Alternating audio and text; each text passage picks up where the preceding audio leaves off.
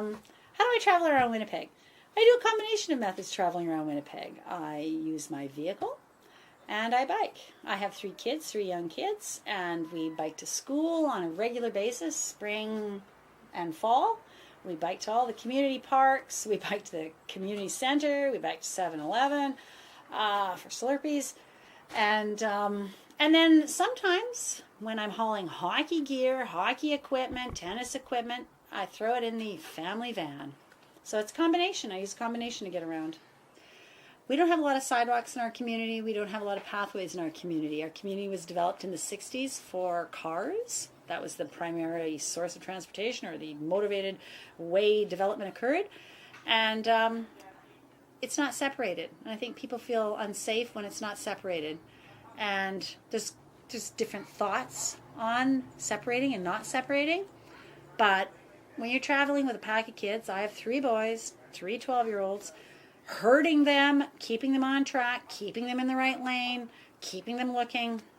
For me, from a stress factor, we prefer the separated, but a lot of times, in a good way, there's not separation. So it gives me that opportunity to teach them how to cycle on the road and how to bike on the road. So I think that people, it's new to a lot of people to travel by bike. So I think the first thing to get them biking is, if we've got some separated paths, that at least gets them out there and feeling safe. And then they become more familiar and they become braver and braver. What do you think you could change at City Hall to make Winnipeg more bike-friendly within 4 years? Within 4 years. So I've worked for the past 14 years trying to make change at City Hall with bike paths, sidewalks, trails. And I think we've made phenomenal progress at City Hall. We've had to haul a lot of people by their ears and get them to make decisions. But I think what really is needed, we've seen a huge desire and growth and demand from the public for this.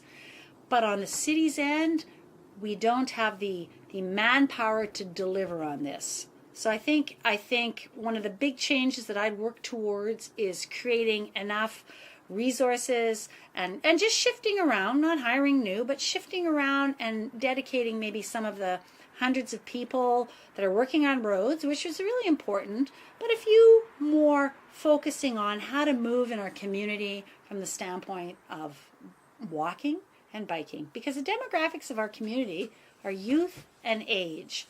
And the whole walking thing is a whole, there's huge challenges there, and we need to overcome it. And we need to figure out a way from where the demographics are going. What would it take to make Winnipeg bike-friendly in all seasons? Bike-friendly in all seasons. Well, again, I've been very involved in bringing in experts from across the world to Winnipeg to talk about it.